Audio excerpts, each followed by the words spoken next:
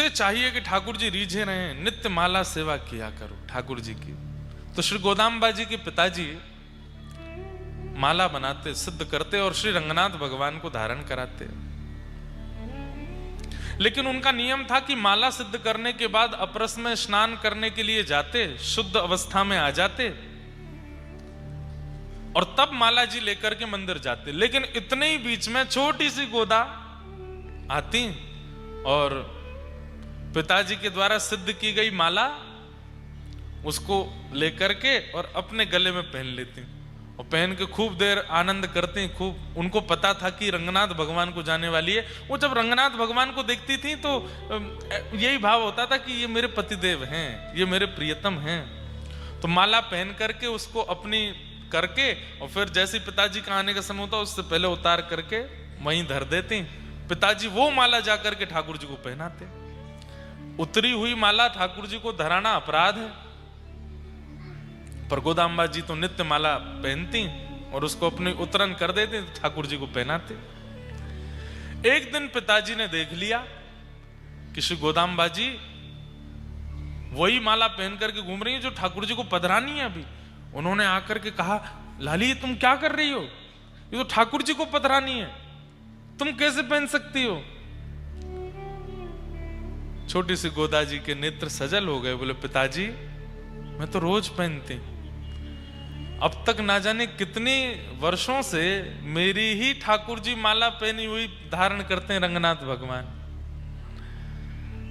पिताजी ने डांटा, बोले ऐसे नहीं करते, अपने उतरन ठाकुर जी को नहीं धराते, बहुत बड़ा अपराध लगता है।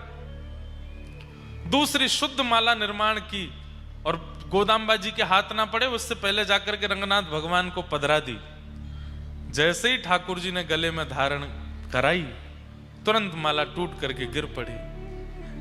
एक और माला बना करके पहनाई, फिर से टूट के गिर पड़ी। गोदा जी खड़ी खड़ी देख रही थी। पिताजी वो ऐसे नहीं पहनेंगे, तो एक बार मुझे पहनाओ पहले और मेरी उतार के फिर पहनाओ, देखना फिर नहीं टूटेगी। पिताजी बोले मैं ये अपराध कैसे कर सकता हूं, अपने हाथ से ही पहना करके निर्माल्य और उतरी हुई माला पहनाऊं ठाकुर जी को।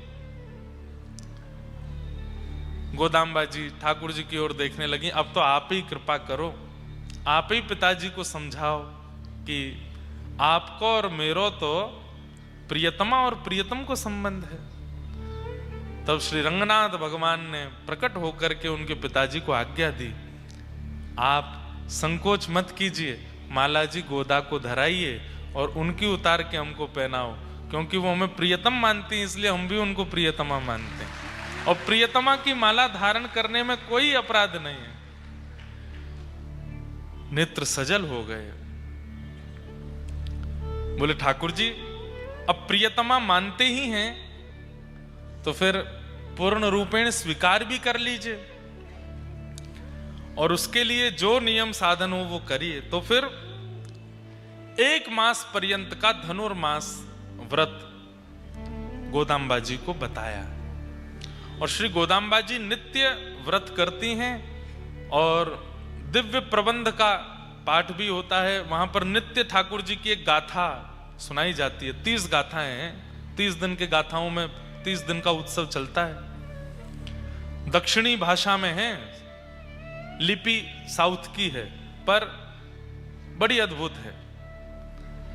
उन गाथाओं को गाकर के जो भी कन्या, जो भी पुरुष 30 दिन का व्रत कर लेता है उसको फलस्वरूप क्या प्राप्त होता है सुनो।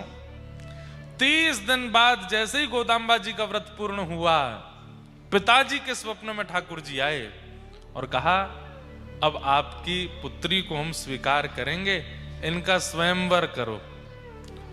बोले स्वयंवर क्या करना है, जब आप स्वीकार कर ही चुके हो, जब आप मान ही चुके हो कि आप इनको स्वीकार करोगे पत्नी रूप में, तो आप आ जाइए स्वयंवर में, तो बहुत सारे वर आते हैं।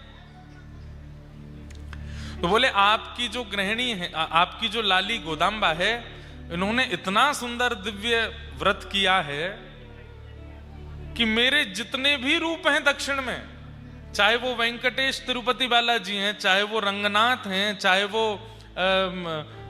वरदराज हैं, चाहे वो संपत कुमार हैं, सबके चित्त में इच्छा हो रही है, बोले गोदाम्बा जी से तो हम ब्याह करेंगे। मतलब एक ही ठाकुर जी हैं, एक ही ठाकुर जी के अलग अलग रूप हैं, जैसे राधा रमण जी, राधा वल्लभ जी, बिहारी जी, मदन मोहन जी, गोपीनाथ जी, आदि आदि सब ठाकुर जी के एक ही ठाकुर जी हैं, पर सबके रूप अलग अलग हैं। ऐसे ही दक्षिण में भी नारायण एक ही है, पर उनके रूप अलग अलग हैं, मंदिर अलग अलग हैं। सब लोग इधर देखो, ध्यान से सुनो। ठाकुर जी बोले सबकी इच्छा हो गई है इनका व्रत देख करके कि इनसे ब्याह तो हम करेंगे। मतलब सोचो, अब हम लोग उत्तर भारतीय इसलिए हमको वृंदावन के मंदिरों से समझाना पड़ेगा कि किसी भक्त की भक्ति पर राधारमण जी भी रीझ गए, बिहारी जी भी रीझ गए, राधा वल्लभ जी भी रीझ गए, मदन मोहन जी भी रीझ गए, गोविंद देव जी और गोपी, सब में होड़ लगी है। बोले यहाँ पे कृपा तो हम करेंगे। ऐसी दक्षिण में हो गया। तो इसलिए ठाकुर जी ने कहा आप तो स्वयंवर करो, और स्वयंवर का नियम जो पहले मंडप में आ जाएगा उसका विवाह गोदाम्बा जी से होगा। बंधुओं, इसे कहते हैं रास। ठाकुर जी में होड़ लग रही है भक्त के पास जावे की, तुम पीछे हटो मैं पहले जाऊंगा। तो श्री गोदाम्बा जी के पिताजी ने पत्री बनवाई, शादी की जैसे पत्रक होती है, और प्रत्येक दिव्य देश में जाकर के ठाकुर जी को निमंत्रण देकर के आए कि हमारी लाली को ब्याह है, आप भी दुल्हा बन के आओ, क्या पता जयमाल हो जाए। तिरुपति गए, रंगनाथ गए, श्री वरदराज गए, श्री संपत कुमार गए, उत्तर में बद्री विशाल गए, जगन्नाथपुरी गए, द्वारिकापुरी गए, सब जगह पत्रक बांट करके आए पिताजी सारे मंदिरों में। वो हमारी लाली का स्वयंवर हो रहा है, सारे हरि, सारे ठाकुर जी आ जाओ, जो पहले पहुंचेगा वहां से ब्याह। पत्रक पहुंच गया। अब यहां श्रीरंगम में विराजमान श्री रंगनाथ भगवान वो बड़ी चिंता में बैठे हैं। तभी गरुण जी आदि सब आकर के बोले जय जय, बड़े चिंता में हो, कहा बात है? बोले हमको ये लग रही है कि ये गोदाम्बा जी तो हमसे प्रेम करती हैं, पर ये हमारे ही स्वरूप हैं साबरे, और सब में होड़ लगी है। वहां जगन्नाथ जी तैयारी करे बैठे, बोले मैं पहले पहुंचूंगा। बद्रीनाथ जी कह रहे हैं मैं तो ऊंची पहाड़ी थी सीधी छलांग मारूंगा, दक्षिण ही पहुंचूंगा। तिरुपति जी कह रहे हैं कि मैं पहले पहुंचूंगा, पद्मावती जी नीचे भेज देंगे। हम कैसे पहले पहुंचे? गरुण जी बोले आप हमको आज्ञा, बोले तुमको क्या आज्ञा, तुम भी तो सब जगह हो। अब तुम अकेले यहां विराजमान हो तो तुमसे कुछ कहें, तुम द्वारिका में भी हो, तुम बद्रीनाथ में भी हो, तुम जगन्नाथ में भी हो, सब जगह तो हो। और सब ने तुमको आज्ञा कर दी, सबको लेकर के तुम एक ही समय पर पहुंचोगे, क्योंकि गरुण जी की गति तो एक जैसी है। गरुण जी बोले नहीं भगवान आप आज्ञा करो। बोले देखो हमारे हृदय की परम इच्छा है कि गोदाम्बा जी से तो हम विवाह करें। अगर तुम हमारी बात मानो, बाकियों की मत मानना, बाकी तुम्हारी प्रतीक्षा में बैठे रहें, थोड़ा विलंब कर देना, हमको पहले पहुंचा दो। तो श्री गरुण जी बोले हमको क्या मिलेगा फिर?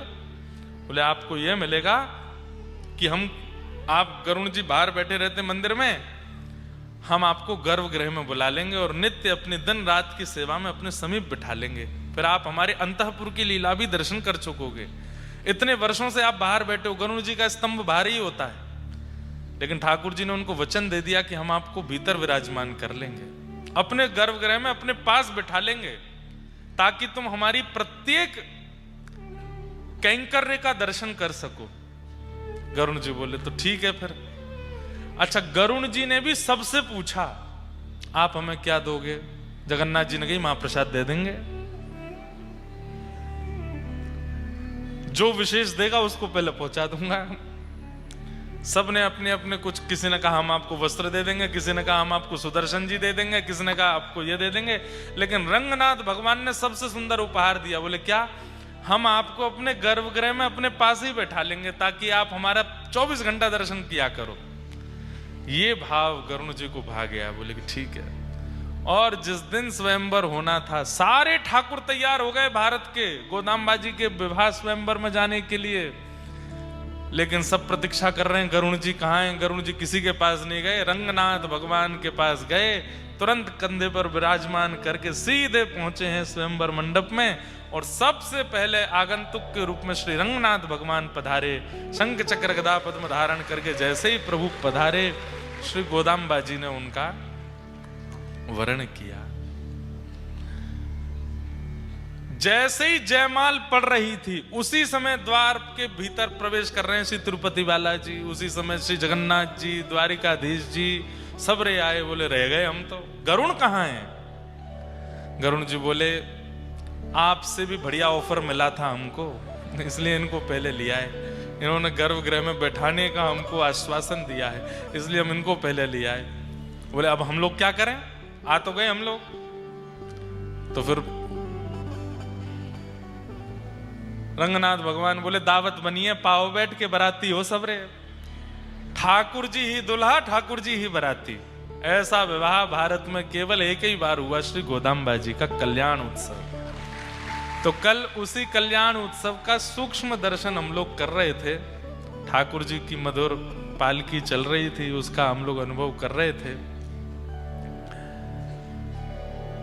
भगवान की उस आज्ञा को कि गरुण जी गर्भगृह में विराजेंगे, उसकी पूर्णता हुई श्री वृंदावन धाम में। हमारे वृंदावन में श्री राधा रमन जी के पास में, निधिवन राज के पास में उत्तर भारत का सबसे बड़ा मंदिर है श्री रंगजी मंदिर। आप लोग वहां दर्शन किए होंगे जो वृंदावन जाते हैं। मूल नाम उनका है गोदा रंगमन्नार मंदिर। वहां पर ठाकुर जी गोदाम्बा जी के साथ विराज रहे। ठाकुर जी की ऐसी छवि पूरे भारत में, नारायण की ऐसी छवि कहीं नहीं है। कैसी है? ऐसी है, ऐसे हाथ ऊपर किए, क्या बोले, गैया चरा रहे हैं नारायण प्रभु वहां पर। और वहीं गर्भगृह में गरुण जी साथ में विराज रहे हैं ठाकुर जी के। जो वचन ठाकुर जी ने दिया वो वचन निभाया, और श्री गोदाम्बा जी के साथ में नारायण प्रभु ने अपने समीप में गरुण जी को विराजमान किया। और वृंदावन में वो दर्शन आज भी होते हैं, गरुण जी बिल्कुल समकक्ष विराजमान। ऐसे श्री गोदाम्बा जी को ठाकुर जी प्राप्त हुए। तो श्री वैष्णव रामानुजियों को ही वह व्रत करने का अधिकार है जो 30 दिन का व्रत हमारे धनुर्मास में होता है। और वैसे कोई ऐसी बात नहीं कि कोई एक संप्रदाय वाले ही करें।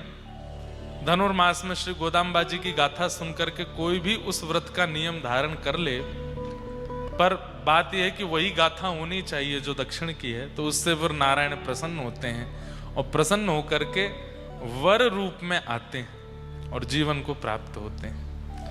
ऐसे श्री ठाकुर जी के मंगल विधान को हम बारंबार प्रणाम करते हैं। ऐसे ही बंधुओं, आप कोटावासी हैं, यहाँ पर मथुराधीश बिहारी जी सब आपके समीप ही हैं। खूब भाव से, खूब प्रेम से उनको रिझाओ, आनंद कराओ, ताकि ठाकुर जी किसी रूप में, किसी संबंध में हमें प्राप्त हों। ऐसी हमारी भावना।